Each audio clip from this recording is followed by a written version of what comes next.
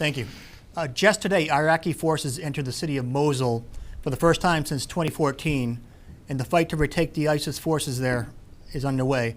It's expected to last quite some time because of the difficult battle and the humanitarian issues that are involved there.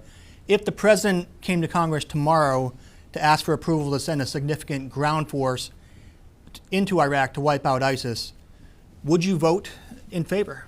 And please explain your vote. No, I would not.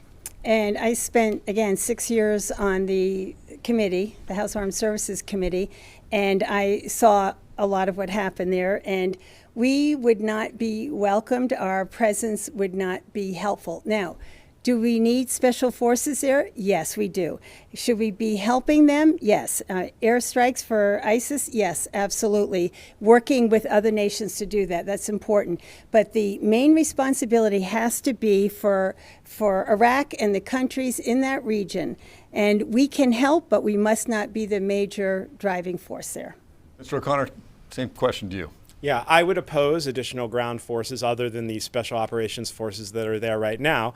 I do think that we should provide air support, not only to assist the Iraqi troops who are taking back Mosul, but also with our NATO allies to protect the civilians in Aleppo and any other civilians that get caught up in the crossfire. I believe that while we can't be the world's police officers, we do have a moral and an ethical duty to protect civilians if we can do so at a very minimal risk of human life to Americans.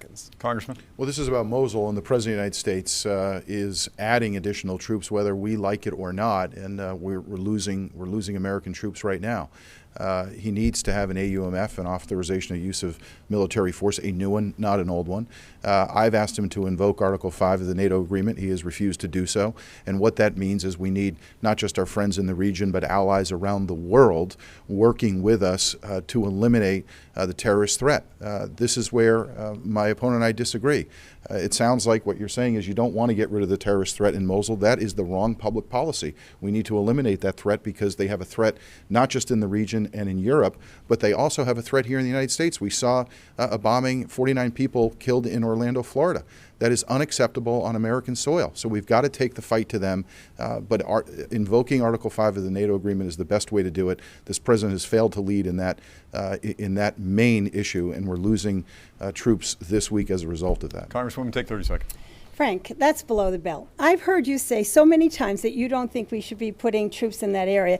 And then when you hear me say that I want a small footprint to say that it means I'm not going to allow us to fight ISIS, it's just plain wrong. And I'm sure you know that.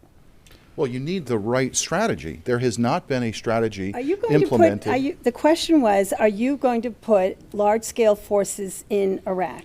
Yes or no? The Article 5 approach, okay. I think you understand that. All right. We're going to move forward. Everybody's on record with a position on this.